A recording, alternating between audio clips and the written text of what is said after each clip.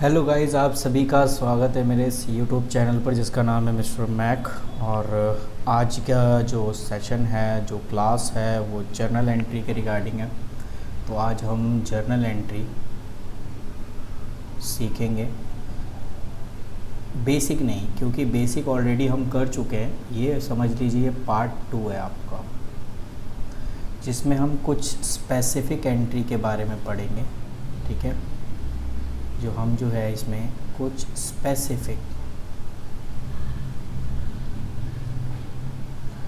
Specific entries के बारे में हम यहाँ पढ़ेंगे। कुछ ऐसी एंट्री जो थोड़ी सी ख़तरनाक हो सकती है, जो बेसिक से थोड़ा सा एडवांस है। तो कोशिश रहेगा आपको वो चीज़ मैं समझा पाऊँ, ताकि आप उसे अच्छे से आप कर सको। ठीक है, चलिए तो शुरू करते हैं। तो मैं कुछ एंट्रीज़ यहाँ लिख रहा हूँ और आप उस एंट्रीज़ को आप देख सकते हैं। तो सॉरी, आपके सामने मैंने कुछ एंट्रीज़ लिखी हैं, जिसमें सबसे पहले आपको बता दें बैड डेट्स होता क्या है। बैड डेट्स, ये बी जो होता है वो साइलेंट होता है, इसलिए हम बैड डेट्स पढ़ते हैं। लिखते तो हम बी है, लेकिन पढ़ते में हम बी को यूज़ नहीं करते। तो बैड डेट्स यानी ये एक तरीके का एक्सपेंस होता है कि जब हम किसी डेटर को उधार सामान बेचते हैं या किसी को कैश उधार देते हैं, तो जब वो पैसा टाइम पर ना लौटा पाए, ठीक है, जब वो पैसा नहीं दे पाता, तो उस केस में हम उसको बैड डेट्स डिक्लेयर कर देते हैं। बैड यानी ख़त्म हो गया जो भी डेट्स जो मैंने दिए थे। तो बैड डेट्स एक तरीके का एक्सपेंस है। तो ये डेटर है, तो इसमें मैंने दो केस आपके लिए बनाए हैं कि अगर इफ़ डेटर डिड नॉट पे, अगर डेटर कोई भी पैसा नहीं दे पाता, सपोज़ करिए मैंने डेटर को 10,000 रुपये दिए थे, उसने पैसा लौटाया ही नहीं, पूरे के पूरे 10,000 जो है डूब गए, तो मैं एंट्री करूँगा bad debts account debit to debtor. और डेटर का अगर क्वेश्चन में नाम होगा तो आप उस नाम का यूज़ करना। ठीक है, फिर आप डेटर मत लिखना, फिर आप उस नाम का यूज़ करना कि अगर मैंने मिस्टर ए को पैसे दिए और डूब गए तो मिस्टर ए आ जाएगा। ठीक है, दूसरा केस ऐसा भी हो सकता है कि इस 10,000 में से डेटर ने 2,000 रुपये दे दिए, भला चंगा आदमी था, तो उसने कुछ पैसे दे दिए। तो अगर कोई भी डेटर कुछ पैसा पे करता है, तो जितना पैसा दिया तो वो कैश में चला गया, मुबारक है भाई, इतना पैसा आ गया हमारे पास। लेकिन अभी भी तो मेरे पैसे डूब रहे हैं, लेकिन पूरे नहीं डूब रहे। कितने डूबे? 8,000, क्योंकि मैंने डेटर को तो दिए थे 10,000, उसमें से 2,000 ही उसने पे किए। तो जितना वो पे नहीं करता वो आ जाएगा आपका बैड डेट्स में, और जितना उसने पे कर दिया वो आ जाएगा आपका कैश में। ठीक है, तो आई होप आपको समझ में आया होगा जो मैं आपसे कहना चाहता हूँ। ठीक है ना, तो ये एंट्रीज़ दोनों आप जो है अपनी कॉपी में नोट कर लो कि अगर पूरा का पूरा पैसा डूब जाता है तो ये एंट्री, और अगर सिर्फ कुछ पैसा डूबता है और कुछ पैसा मिल जाता है तो उसकी ये एंट्री होगी। ठीक है, चलिए 3 एंट्री और मैंने आपके लिए लाया है, जो कि ये भी आपका स्पेसिफिक एंट्री, कुछ धांसू एंट्री है जो आपके एग्ज़ाम में पूछ सकता है, तो प्लीज़ आप इसको भी नोट कर लीजिए। पहली एंट्री है बैड डेट्स रिकवर, यानी एक भला मानुस जो पिछले साल मुझे उससे पैसे लेने थे और वो पिछले साल मुझे पैसा नहीं दे पाया, तो मैंने उसको डिक्लेयर कर दिया बैड डेट्स। यानी जब कोई इंसान मुझे पैसा नहीं देता तो मैं क्या डिक्लेयर करता हूँ? Bad debts. अब वो 3-4 साल बाद आया मेरे पास और कहता है कि सर मैंने आपसे 2019 में उधार लिया था, अब मैं उसकी पेमेंट आज 2023 में पे करने आ रहा हूँ। तो भाई साहब मैं तो खुश हो गया, मैंने कहा यार इसके अंदर तो क्या नाम है, देवता जाग गए कि ये अब पेमेंट करने जा रहा है। तो उस समय जो मैं एंट्री करूँगा अपने अकाउंट में, मैं करूँगा कैश आया मेरे पास, इसीलिए कैश में अमाउंट लिखूँगा जितना पैसा उसने दिया। सपोज़ करिए उसने 5,000 रुपये मुझे दिए, ये जो मेरे पास 5,000 रुपये आए हैं ये किस चीज़ के आए हैं, तो इसको मैं नाम से डिक्लेयर करूँगा बैड डेट्स रिकवर। वो पैसा जो पिछले साल डूब गया था वो अब मुझे रिकवर हो गया, तो एंट्री होगी cash account debit to bad debts recover. ठीक है, तो आई होप आपको ये पॉइंट्स क्लियर हो गया होगा। नेक्स्ट है goods given as a charity. कोई भी गुड्स अगर मैं चैरिटी में दान कर देता हूँ, देखो मैं यहाँ पे गुड्स दान कर रहा हूँ, चैरिटी में तो हम पैसे भी दान कर सकते हैं लेकिन कैश की तो जिक्र हो ही नहीं रहा, मैंने यहाँ पे गुड्स को एज अ चैरिटी में दिया है। तो अगर मैं कोई भी गुड्स चैरिटी में दान देता हूँ तो उस केस में जो एंट्री होगी charity account debit to purchase. अब कुछ बच्चे यहाँ पे गुड्स लिख देते हैं, याद रखना गुड्स को लिखना ही नहीं है, परचेज वर्ड यूज़ करना है। तो एंट्री होगी charity account debit to purchase, जितना अमाउंट होगा वो अमाउंट इसमें लिख देना जितना आपने चैरिटी में दिया। फोर्थ एंट्री कि अगर हम फ्री सैंपल, हम क्या करते हैं जब भी हम अपना प्रमोशन करते हैं, अपना एडवर्टाइजमेंट करते हैं, तो उस केस में हम मार्केट में फ्री सैंपल डिस्ट्रीब्यूट करते हैं, है ना। तो उस केस में क्या किया जाता है, तो उस केस में जब हम गुड्स को फ्री सैंपल के तौर पे मार्केट में लॉन्च करते हैं, उसके बदले लोगों से कोई पैसा नहीं लेते, तो उससे क्या हो रहा है सर। अब देखो कोई भी चीज़, कंपनी किसी को कोई चीज़ फ्री में नहीं देती, उसके एक पीछे एक वजह होती है, वो क्या है, प्रमोशन। तो उस केस में हम ये कह सकते हैं कि वो प्रमोट कर रहा है, ठीक है ना, प्रमोट कर रहा है उस चीज़ को, तो इसलिए एंट्री हो जाएगी promotion account debit to purchase, क्योंकि वही चीज़ है, फ्री सैंपल के तौर पे उसने कैश थोड़ी दिया, गुड्स दिया, तो जहाँ गुड्स वर्ड होगा वहाँ पर परचेज आ जाएगा। अब मेरा सवाल है आपकी, क्या ये भी हो सकता है कि क्या अगर मैं प्रमोशन की जगह फ्री सैंपल लिखूँ तो भी कट जाएगा क्या? नहीं, आप प्रमोशन की जगह फ्री सैंपल अकाउंट डेबिट करोगे तो भी नहीं कटेगा, या अगर आप एडवर्टीज़मेंट अकाउंट भी लिखोगे एडवर्टाइजमेंट तो भी नहीं होगा, ठीक है। तो हाँ, वो भी आपका वैलिड है, ये भी आपका वैलिड है और फ्री सैंपल भी वैलिड है। तो ये भी एंट्री आप फटाक से अपनी कॉपी में नोट कर लो जो कि स्पेसिफिक है। चलिए बढ़िया। नेक्स्ट टॉपिक है आपका ड्राइंग के केस में। ड्राइंग तो आप सभी जानते हैं, ड्राइंग क्या होती है, जब भी हम किसी भी बिज़नेस से पर्सनल यूज़ के लिए कोई भी पैसा विड्रॉ करते हैं उसको ड्राइंग कहते हैं ना। अब ज़रूरी नहीं सिर्फ कैश विड्रॉ कर सकते हैं, हम गुड्स भी कर सकते हैं। तो हमें तो कैश की एंट्री आती है कि अगर हम कैश, हमने कंपनी से पैसा निकाला पर्सनल यूज़ के लिए, तो एंट्री हो जाएगी drawing account debit to cash. लेकिन अगर वो गुड्स निकाले तो, ऐसा भी तो हो सकता है कि वो गुड्स निकाल रहा है, तो उस केस में हम क्या करेंगे, drawing account debit to purchase account, ठीक है। कब हम परचेज वर्ड यूज़ करेंगे, जब वो गुड्स निकाल के ले जा रहा है, कैश नहीं, क्योंकि कैश निकाल के ले जाएगा तो ये एंट्री करनी है आपने, और अगर वो गुड्स निकाल कर ले जा रहा है तो ये एंट्री करनी है, ठीक है। चलिए नेक्स्ट है आपका लॉस बाय फायर। कभी कभी होता है ना कि कंपनी में वेयर हाउस होता है या सामान कहीं रखा होता है, तो यहाँ पे स्टॉक रखा हुआ था, अब किसी ने दुश्मनी निकाली, सामान में आग लगा दिया, यानी फायर। अब सामान में आग लगा दिया तो अब देखो दो तरीके के मालिक होते हैं, एक जो इन सब चीज़ों को जानता है और एक चीज़ों को नहीं जानता। अगर वो समझदार होगा तो वो इसका इंश्योरेंस करा के रखा होगा, जो कि ये वाला केस है। और अगर उसने इंश्योरेंस नहीं करा रखा, नॉट सिक्योर है, तो भाई उसको को तो कुछ ज़्यादा नुकसान हो जाएगा।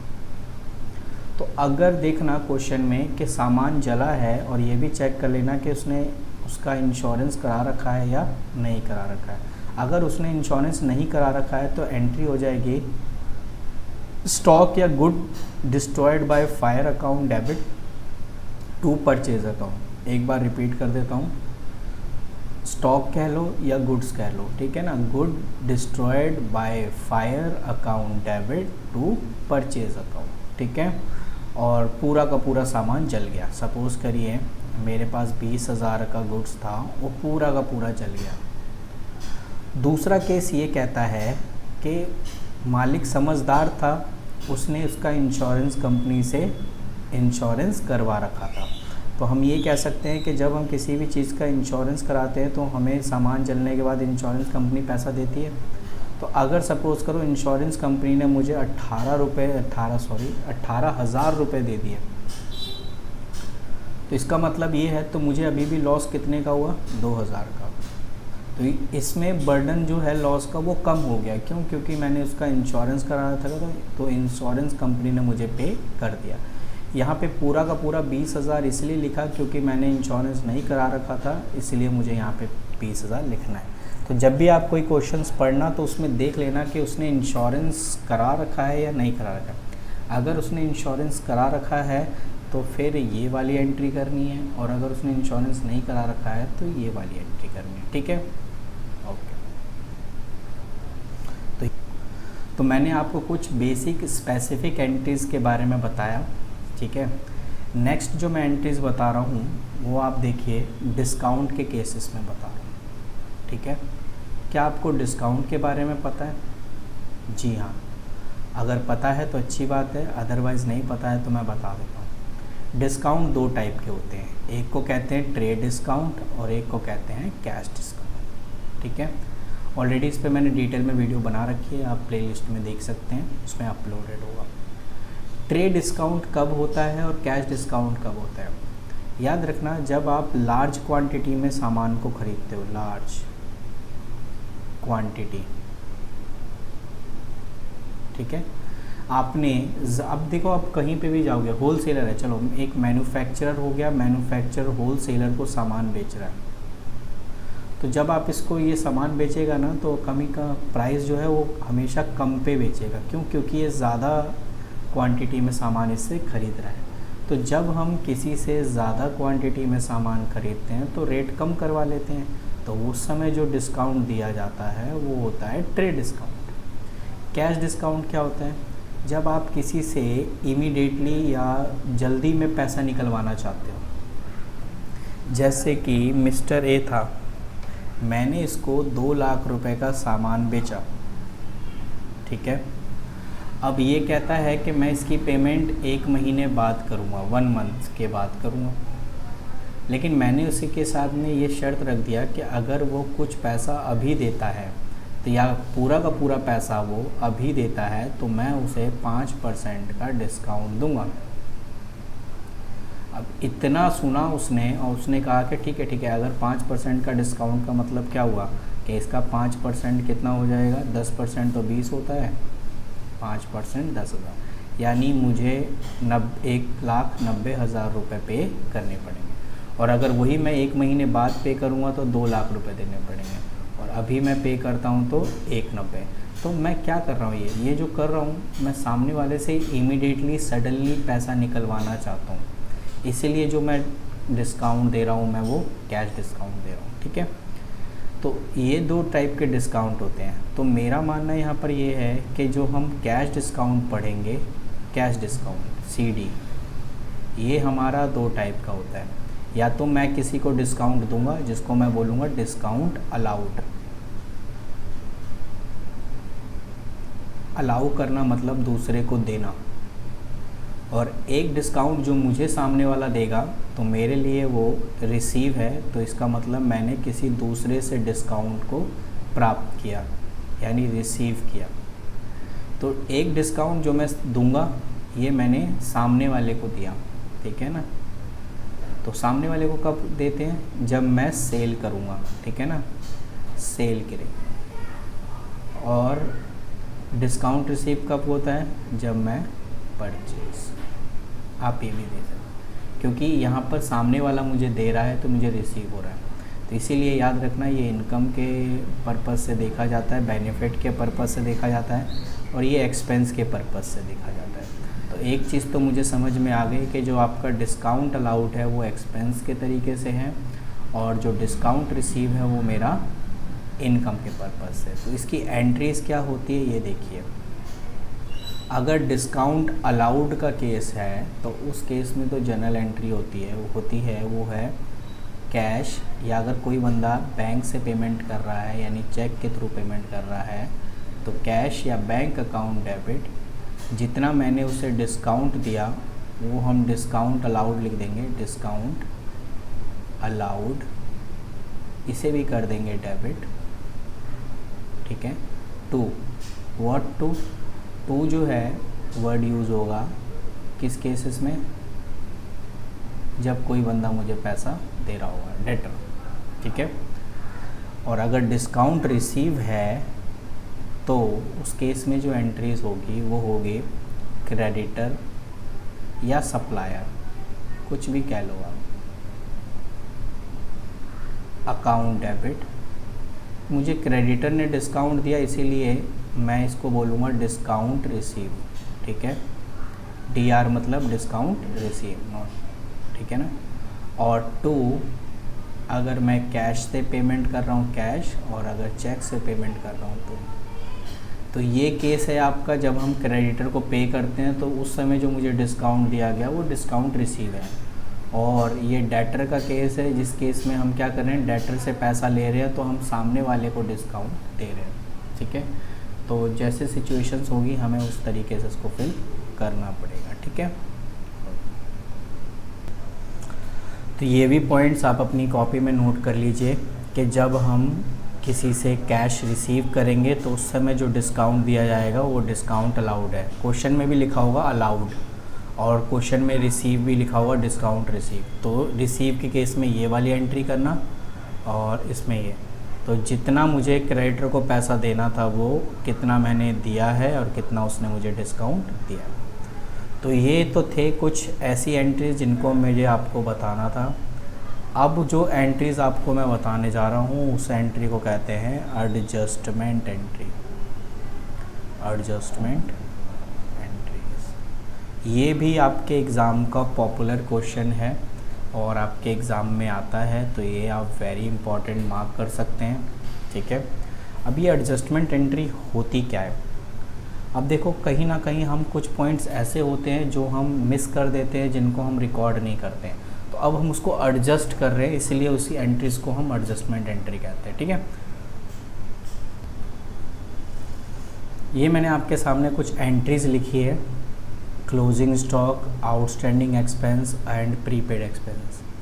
अगर क्वेश्चन में लिखा हो कि क्लोजिंग स्टॉक की एंट्री करिए, तो याद रखना क्लोजिंग स्टॉक की जो एंट्री होती है सिंपल सा रखना है, closing stock account debit to trading account. Trading की स्पेलिंग पता है ना, TRADING, ट्रेडिंग अकाउंट।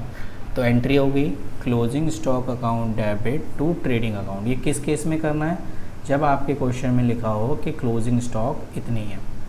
अब बात करते हैं आउटस्टैंडिंग एक्सपेंस। आउटस्टैंडिंग एक्सपेंस का मतलब होता है ना कि ड्यू हुआ है लेकिन पे नहीं हुआ है, not paid, due but not paid, ऐसे एक्सपेंस को आउटस्टैंडिंग। अगर सपोज करिए यहाँ लिखा है रेंट ड्यू, रेंट ड्यू, इसका मतलब है रेंट चढ़ गया है लेकिन अभी तक पे नहीं हुआ है। तो अगर एक्सपेंस ऐसा लिखा हो कि रेंट ड्यू या वेजेस ड्यू या सैलरी ड्यू, तो उस केस में हम यहाँ पर एंट्री करेंगे रेंट अकाउंट डेबिट। अगर वो पे कर देता तो टू कैश लिखता, बट यहाँ पे पे ही कहाँ किया है, इसीलिए टू कैश को तो नहीं लिखेंगे, तो हम क्या लिखेंगे, टू आउटस्टैंडिंग रेंट। ठीक है, तो इसीलिए मैंने इसको एक इस हेडिंग में बनाया है कि अगर कोई भी चीज़ आउटस्टैंडिंग होगी एक्सपेंस पे, तो वो एक्सपेंस डेबिट डिवाइड बाय नीचे क्या आ जाएगा, टू आउटस्टैंडिंग एक्सपेंस। ठीक है, जैसे रेंट ड्यू है तो एंट्री हो जाएगी rent account debit to outstanding rent. Cash को तो लेना ही नहीं है, क्योंकि कैश तब लेते हैं जब हमने कैश पेमेंट की है। यहाँ पेमेंट थोड़ी की है, यहाँ पर ड्यू है, इसीलिए हम यहाँ पर इसको इस तरीके से लिख रहे हैं।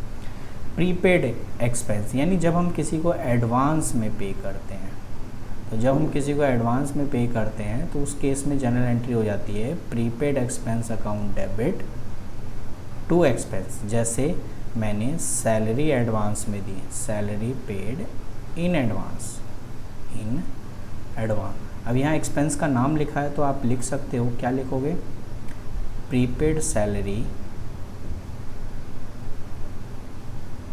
Account debit to salary.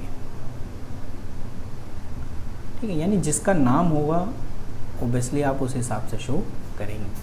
तो ये भी पॉइंट्स आप अपनी कॉपी में नोट कर लीजिए जो कि एडजस्टमेंट्स के हैं, और आगे बताते हैं। नेक्स्ट पॉइंट है डेप्रिसिएशन। डेप्रिसिएशन क्या होता है, डेप्रिसिएशन एक तरीके का एक्सपेंस होता है जो भी किस पे लगता है, फिक्स एसेट पे लगता है। तो अगर लिखा होगा फिक्स एसेट, आपको पता है ना कौन कौन से होते हैं, अगर आपको नहीं पता तो मैं आपको बता दूं, जैसे मशीन हो गया, बिल्डिंग हो गया, फर्नीचर हो गया। ठीक है, ये क्या है, सारे फिक्स एसेट हैं। और इसी फिक्स एसेट पे अगर डेप्रिसिएशन चार्ज होता है ना, तो ये फिक्स एसेट की वैल्यू को डाउन कर देता है। तो इसकी जनरल एंट्री होती है depreciation account debit to fix asset. अगर नाम लिखा है तो हम उसका नाम यूज़ करेंगे। एग्जाम्पल फॉर लिखा हो depreciation charge at the rate of 10% per annum on machine. ठीक है, ये क्वेश्चन है। और मशीन का जो अमाउंट है वो 1 लाख है, तो 1 लाख का 10% कितना होगा, 10,000। तो एंट्री क्या करेंगे, डेप्रीशिएशन अकाउंट डेबिट टू, अब यहाँ पे नाम लिखा हुआ है, अगर क्वेश्चन में मशीन है, फर्नीचर है, बिल्डिंग है, तो उसका नाम लिखेंगे फिर मशीन, यानी जिस पे लगेगा डेप्रीशिएशन उसका नाम हम जरूर लिखेंगे। तो ये अमाउंट कितना लिखेंगे, 1 लाख या 10%, ओबियसली 10%, जो कि 1 लाख का 10% कितना होता है, 10,000। तो हमें ये 10,000 जो है यहाँ पे लिखने हैं। ठीक है, तो आई होप आपको ये कुछ एडजस्टमेंट एंट्री समझ में आई है या नहीं आई है। आई है तो अच्छी बात है, एक बार और इस वीडियो को देख लेना तो आपको पल्ले पड़ जाएगा। तो ये कुछ एडजस्टमेंट एंट्री थी जिनको आपने अपनी कॉपी में लिखना भी है और इसको बार बार आपने रिवाइज़ करना है, जिसके लिए आपके पास टी.एस. ग्रेवाल की बुक होगी और उसी बुक से आपने प्रैक्टिस करनी है। ठीक है, तो आराम से आप जो है जर्नल एंट्री सीख पाएंगे। तो आई होप आपको ये वीडियो समझ में आई है, और अगर समझ में आई है तो आप नए हो तो चैनल को सब्सक्राइब करना ना भूलें, और बाकी के अपडेट के लिए आप जुड़े रहें। Thank you.